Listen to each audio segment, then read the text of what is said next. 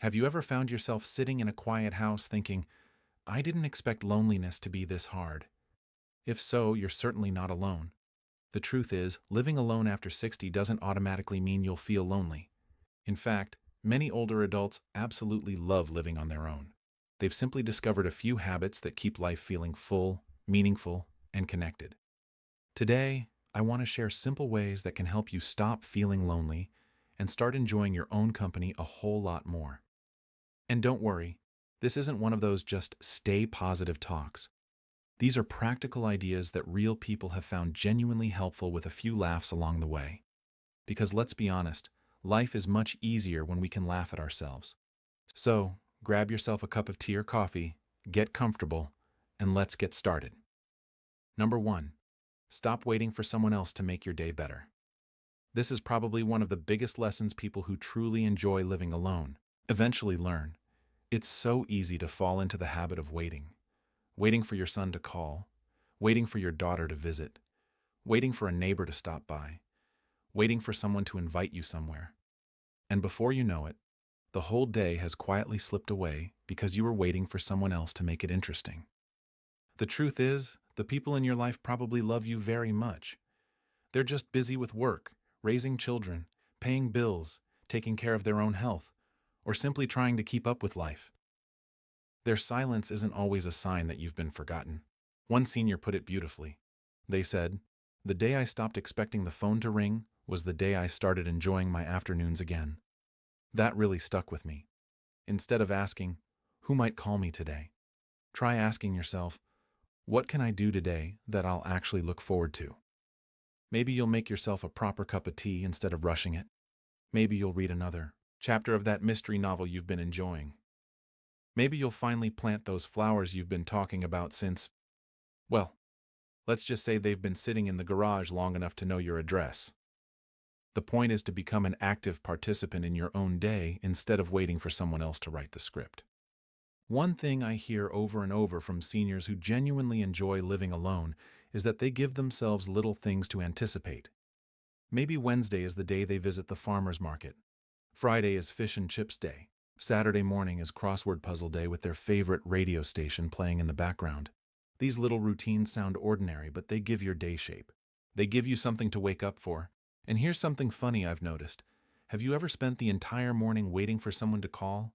And the moment you finally decide to take a shower, that's exactly when the phone rings. It's almost as if telephones have a sixth sense. They somehow know the exact moment you've got shampoo in your hair. I've never seen scientific proof of this, but I'm convinced they're all working together. The bigger point is this. Don't put your happiness on hold waiting for life to happen to you.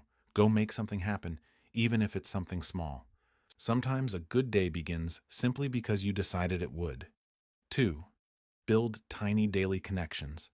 A lot of people think the cure for loneliness is finding a best friend or joining 5 different clubs. Sometimes it is, but most of the time it's much simpler than that. One thing I noticed from most seniors is that the happiest people didn't necessarily have huge social circles. What they had were tiny everyday moments of connection. They chatted with the cashier. They knew the librarian by name. The lady at the bakery remembered their favorite loaf of bread. The pharmacist asked how they were doing. Their neighbor waved every morning while walking the dog. None of these people were close friends, but together, these little interactions reminded them that they were part of a community, and that's something we often underestimate. A 5-minute conversation can completely change the mood of your day. The next time you're buying groceries, instead of simply saying, "Thank you," ask the cashier how their day is going. If you see someone walking a beautiful dog, tell them how handsome the dog is. Let's be honest, dog owners are usually thrilled when someone admires their 4-legged child. In fact, some dogs have such confident personalities they look at you as if they're expecting applause. You'll say, "Well, aren't you handsome?" And the dog practically replies, "Yes, yes, I am. Continue." Even something as simple as smiling at someone during your morning walk can become part of your routine. After you've crossed paths a few times, smiles often turn into conversations. Conversations turn into familiar faces, and familiar faces slowly become part of your life. Human beings aren't designed to know hundreds of people. We're designed to recognize the people we see regularly. That's what creates a sense of belonging. So, don't dismiss those little chats as meaningless. They're not. They're tiny reminders that you still matter to the world around you. And sometimes those tiny conversations are exactly what your heart needed that day. 3. Create a reason to leave the house. Here's something that comes up again and again whenever seniors talk about loneliness. The hardest days are often the ones when they never step outside. You wake up, you make breakfast, you watch a little television, you tidy the kitchen. Before you know it, it's 4 o'clock and you've spoken exactly 3 words all day. Usually to yourself, sometimes to the kettle, occasionally to the weather. Well, it's windy again, as if the wind was waiting for your opinion. The tricky thing about loneliness is that staying home often feels like the easiest option. You tell yourself you'll go out tomorrow, then tomorrow becomes next week. Before long, leaving the house starts feeling like a major expedition. The happiest seniors I've come across don't wait until they feel motivated. They simply give themselves a reason to go, not because they have to, because they know they'll feel better afterward. Maybe it's walking around the garden center just to admire the flowers. Maybe it's browsing the bookstore without buying anything. Maybe it's sitting in the park with a coffee and watching children chase pigeons, while the pigeons somehow always seem one step ahead. Honestly, pigeons deserve more credit. They've mastered the art of looking relaxed while secretly running the entire park. Some seniors admit with absolutely no shame that they visit the grocery store just to be around people, and I think that's brilliant. You don't need an important errand every time you leave the house. Sometimes your only mission is to remind yourself that life is happening all around you.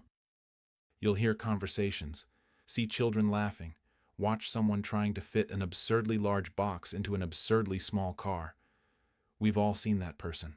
There's always a moment where they stand back, stare at the car, stare at the box, and somehow decide, yes, if I rotate it 17 more times, physics will eventually give up. Those little moments make you feel connected to the world again. So, if you find yourself thinking, I don't really have anywhere to go, remember this. You don't always need somewhere to go. Sometimes you simply need a reason to open the front door.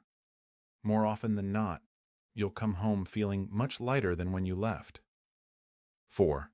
Become a regular somewhere. Here's something I've noticed from reading countless stories shared by seniors over the years. People don't just miss conversation, they miss being recognized. There's something incredibly comforting about walking into a place and hearing someone say, "Good morning. Nice to see you again."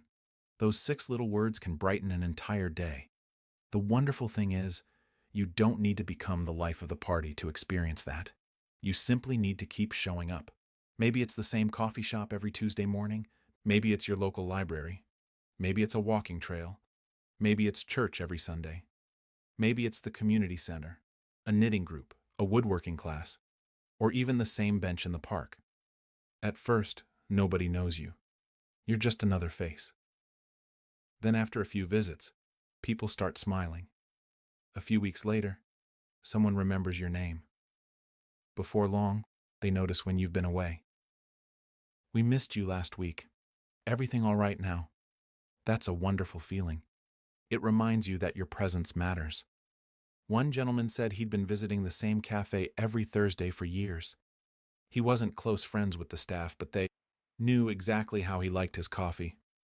One day he walked in, and before he'd even reached the counter, they had it ready for him.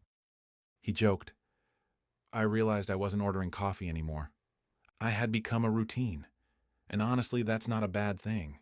There are worse reputations to have than being known as the nice gentleman who likes extra foam.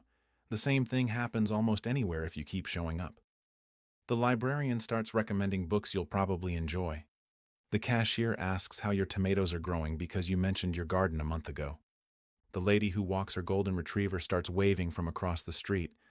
Little by little, strangers become familiar faces, and familiar faces become part of your week. You don't need dozens of close friends to feel connected. Sometimes all you need is a handful of people who are genuinely happy to see you. Because here's the truth. Belonging usually isn't something that appears overnight. It's built one good morning at a time. Before we move on, I want to quickly share something that many of you might find helpful. One thing I've learned is that having a simple daily routine can make a big difference, especially when you're living alone. That's why I personally use a simple guide called Wellness Planner for Seniors. It helps you keep track of your medications, meals, budget, appointments, and daily routine all in one place. And let's be honest, it's also handy for those days when you walk into the kitchen and completely forget why you went there. If you'd like to give it a try, you'll find the link in the pinned comment below. All right, let's move on. 5. Don't let your home become your entire world. Now, don't get me wrong. Home is one of life's greatest comforts. It's where your favorite chair is. It's where you know exactly where everything belongs. Well, mostly.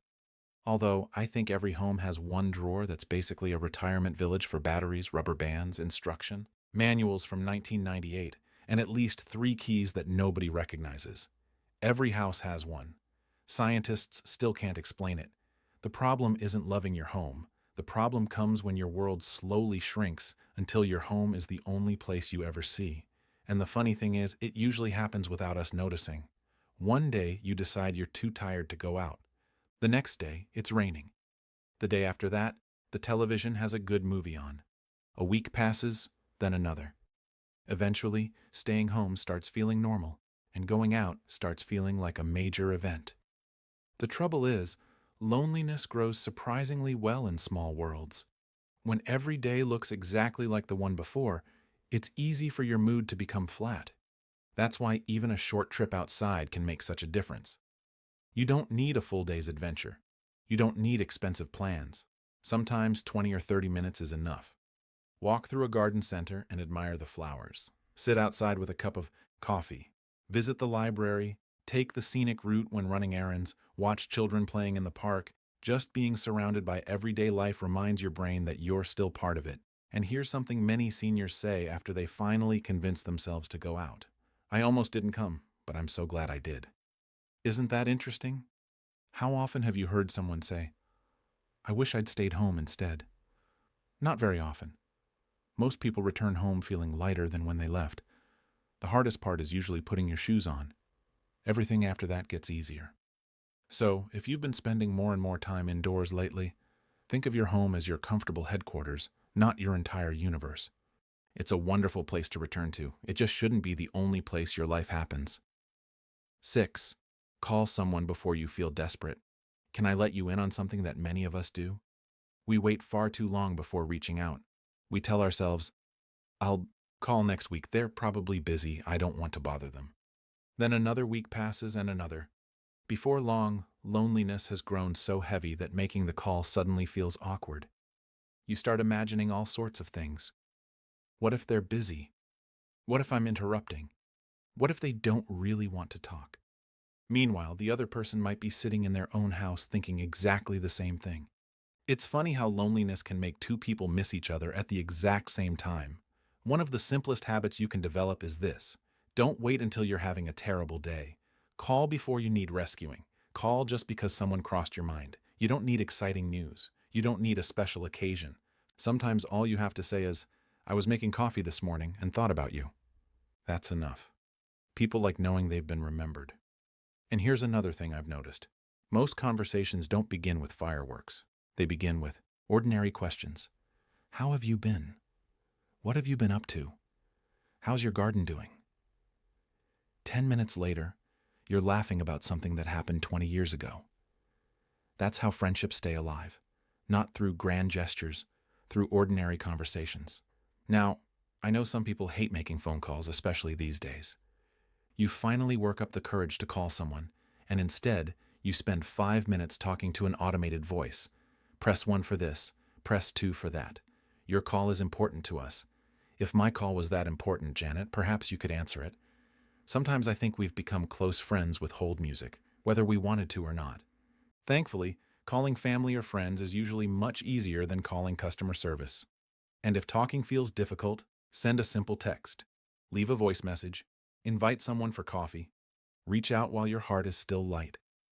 Don't wait until loneliness convinces you that nobody wants to hear from you, because more often than not, that's loneliness talking, not reality.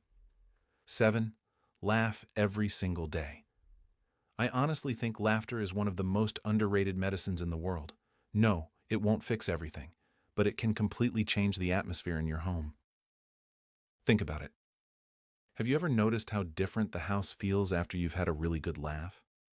The walls haven't changed, the furniture hasn't moved, but somehow everything feels lighter.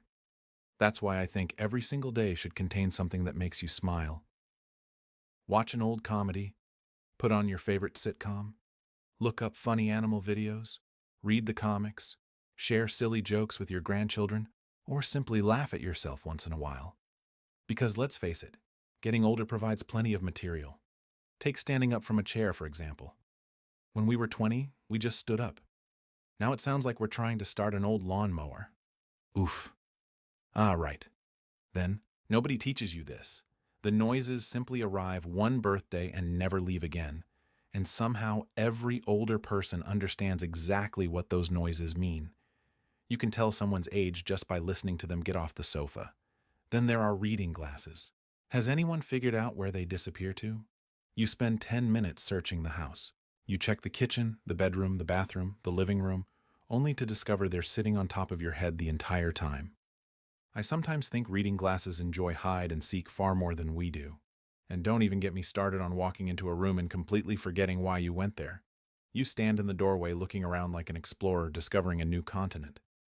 Well, I'm clearly here for something. Then you wander back to the kitchen and suddenly remember. Apparently, our memories now operate on a leave room to reload system. But here's the thing. Laughing at these little moments takes away their power. Life becomes much lighter when you stop expecting perfection.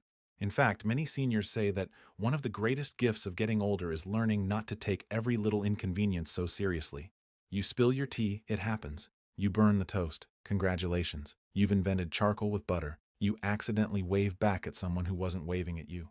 Well, now you've made a brand new friend or at least confused a complete stranger. Either way, it makes for a good story. The more you look for reasons to laugh, the more you'll find them. Because even on difficult days, life has a funny way of sneaking in small moments of joy.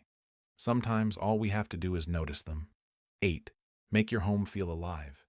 If you're living alone, your home has a huge influence on how you feel. Think about it. It's the place where you wake up, eat your meals, relax in the evening, spend most of your time. So, why not make it somewhere that actually lifts your spirits? Sometimes, loneliness isn't just about missing people. Sometimes it's about living in a space that's become too quiet, too dark, or too lifeless. The good news is that small changes can make a surprisingly big difference. Open the curtains first thing in the morning. Let the sunshine in. Play some music while you're making breakfast. It doesn't have to be loud, just enough to remind the house that someone wonderful lives there. Many seniors say music instantly changes the mood of the room. One old song can transport you straight back to your teenage years. Suddenly you're remembering school dances, first dates, road trips, and the days when your knees actually cooperated. Funny how one song can shave about 40 years off your memory, bring a little life into your home. Fresh flowers from the garden, a cheerful houseplant, photos of people you love, a favorite blanket, the smell of homemade soup or fresh bread. Even if you're only cooking for yourself, make the meal feel worth sitting down for. Set the table. Use the nice plate. Light a candle if you enjoy that sort of thing. You're not waiting for company. You are the company. I think that's something many of us forget. We save the good dishes for visitors. We save the fancy mugs for special occasions. We save the nice tablecloth for holidays. But why? You're a special occasion too. Go ahead and drink your Tuesday morning tea from the fancy mug. It's been sitting in the cupboard long enough. It's probably wondering if it's ever getting promoted. And if you enjoy having something to care for, consider a houseplant or even a pet if it fits your lifestyle. Plants give you a reason to check on something every day. Pets, well, they make sure you don't forget. A cat will remind you it's dinner time approximately 3 hours before dinner time, then remind you again every 15 minutes, just in case you've somehow forgotten. Dogs, of course, think every time you walk through the front door is the greatest reunion in human history. You've been gone for 6 minutes. They greet you like you've returned from crossing the Atlantic in a wooden boat. There's something wonderfully uplifting about that kind of enthusiasm. The point is this: your home shouldn't feel like a place where you're simply passing time. It should feel warm, comfortable, lived in, a place that welcomes you every single day. 9. Find a hobby that pulls you in. One of the happiest seniors I ever came across said something that really stuck with me. He said, "I'm rarely lonely because I'm too busy being interested." I thought that was such a wonderful way to put it. Notice he didn't say he was busy. He said he was interested. There's a difference. When something genuinely captures your attention, hours can disappear without you even noticing. That's what you're looking for. Something that makes you lose track of time. Maybe you've always wanted to learn watercolor painting. Maybe it's woodworking. Maybe it's gardening. Maybe it's photography. Maybe it's solving jigsaw puzzles. Maybe it's tracing your family tree and discovering that your great-great-grandfather had 12 siblings and apparently nobody in that family believed in quiet houses. Or perhaps it's writing down your life stories. You'd be amazed how much your children and grandchildren will treasure those memories one day. Even the stories you think are ordinary. The first job you ever had, the music you danced to, the car that constantly broke down, the time you accidentally cooked Christmas dinner an hour late because the oven wasn't actually switched on. Don't laugh. I'm convinced every family has at least one story involving an oven that wasn't turned on. It's practically tradition. The beautiful thing about hobbies is that they give you something to look forward to tomorrow. Instead of waking up wondering how you'll fill the day, you wake up thinking, "I can't wait to finish that puzzle." Or, "Today I'm planting those tomatoes." Or, "I'm finally going to learn how this camera works." And don't worry if you're not immediately good at it. None of us are. If anything, learning something new keeps your brain wonderfully humble. I still laugh when I hear people say, "Technology is easy." Really? Then why does my tablet sometimes decide to update itself at the exact moment I finally figured out where everything was? It's like living with a very confident teenager who keeps rearranging the furniture without asking. The important thing is to stay curious. Curiosity has a remarkable way of pushing loneliness into the background. Because when your mind is engaged, your world automatically becomes bigger. And that's really what a good hobby does. It gives you more than something to do. It gives you something to enjoy, something to improve at, and something to look forward to. That's a powerful combination at any age. 10. Remember that being alone isn't the same as being lonely. I honestly think this may be the most important point of the entire conversation because these two ideas get mixed up all the time. Living alone and feeling lonely are not the same thing. They're completely different experiences. You've probably met people who live alone and absolutely love it. They're busy, they're active, they're curious, they have routines they enjoy, they laugh often. Their calendar isn't packed, but their life feels full. You've probably also met people who live in a house with family and still feel incredibly lonely. Why? Because loneliness isn't simply about how many people are in the room. It's about feeling connected, feeling understood, feeling that your life still has purpose. That's why moving in with someone doesn't automatically solve loneliness, and living alone doesn't automatically create it. One senior said that after losing their spouse, they were convinced they would feel lonely forever. But slowly, they began rebuilding their life. They joined a walking group, started volunteering, made friends at church, found new routines. Years later, they said something beautiful. "I still miss my spouse every day, but I don't feel lonely anymore." I think there's a lot of hope in those words because they remind us that loneliness isn't necessarily permanent. It changes. It comes and goes. Some days will still be difficult. Birthdays, anniversaries, Christmas, those quiet Sunday afternoons. That's perfectly normal. You don't have to pretend those days don't hurt. But don't let one lonely afternoon convince you that your entire future will feel the same. Feelings are visitors. They come. They stay for a while. Then eventually they leave. Don't invite loneliness to unpack all its suitcases.